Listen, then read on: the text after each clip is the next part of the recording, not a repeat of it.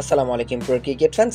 দর্শক, গতকালকে পাকিস্তানের হার আর এরকম একটা হারের দিন কিন্তু নাসিম শাহ মাঠ থেকে যখন বিদায় নিচ্ছিলেন তখন কিন্তু তিনি কান্না করে দিচ্ছিলেন।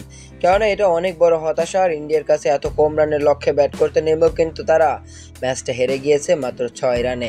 সেজন্যই কিন্তু পাকিস্তানি ক্রিকেটাররা অনেক বেশি কান্না করেছে।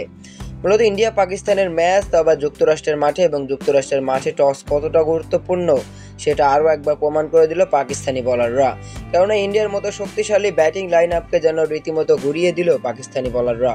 নির্ধারিত 20 ওভারও খেলতে দেয়নি ইন্ডিয়াকে, যেখানে তারা 19 ওভার ব্যাটিং করে রান করতে পেরেছে মাত্র 119 রান, যেটা ছিল অনেকটা লজ্জার একটা বিষয়। তবে দলের হয়ে সর্বোচ্চ করেছেন ঋষভ পান্ট 31 বলে 42 রান। আর পাকিস্তান 120 রানের জবাবে ব্যাট করতে নেমে কিন্তু আসলে তারা সেভাবে শুরু করতে পারেনি, কেননা শুরুতেই বাবর আজমের মতো গুরুত্বপূর্ণ একটা উইকেট তারা হারিয়ে ফেলে, এবং তারপর কিন্তু মোহাম্মদ রিজওয়ান এবং ওসমান খান তারা দুজন যেভাবে ম্যাচটাকে নিয়ে যাচ্ছিল মনে হচ্ছিল তারা খুব সহজেই জিতে যাবে। কেননা প্রথম 10 ওভারেই কিন্তু 57 রান তুলে ফেলেছিল পাকিস্তানি এই দুই ব্যাটার মিলে, এবং তারপর থেকে আসলে বিপত্তি শুরু হয়।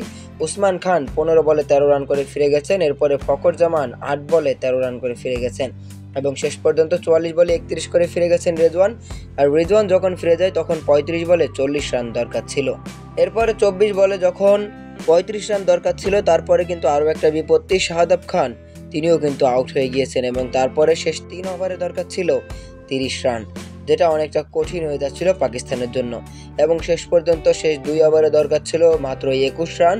তবে তখনও আরও একবার হোঁচট খায় পাকিস্তানিরা, কেননা ইফতিখার আহমেদ আউট হওয়ার পর 6 বলে 18 রান যখন দরকার ছিল তখন কিন্তু আর পাকিস্তান ঘুরে দাঁড়াতে পারেনি। শেষ পর্যন্ত নাসিম শাহ অনেক চেষ্টা করলেও কিন্তু তিনি পারেননি। কেন পারেননি? কারণ লাস্ট 2 বলে দরকার ছিল 12 রান, তিনি ওই বলে একটা 4 মারে, আর শেষ 1 বলে দরকার ছিল 8 রান। তাই তো শেষ পর্যন্ত পাকিস্তানকে হারতে হয়েছে ভারতের কাছে টি-20 বিশ্বকাপে, তো আবার মাত্র 6 রানে।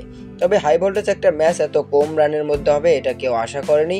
ভক্ত সমর্থকদেরও আক্ষেপ থেকে গেল এই ম্যাচটি নিয়ে।